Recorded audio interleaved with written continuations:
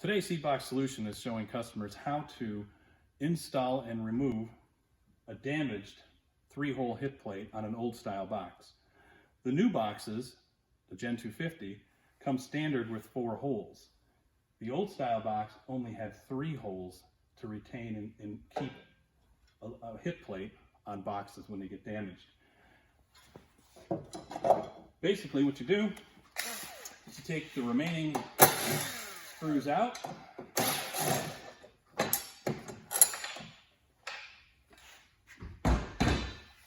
take a drill, tap if it's not already tapped, your 4th hole, take your 4-hole hit plate that you ordered from Seedbox Solution, install with 4 new screws, stocked and sold by Seedbox Solution.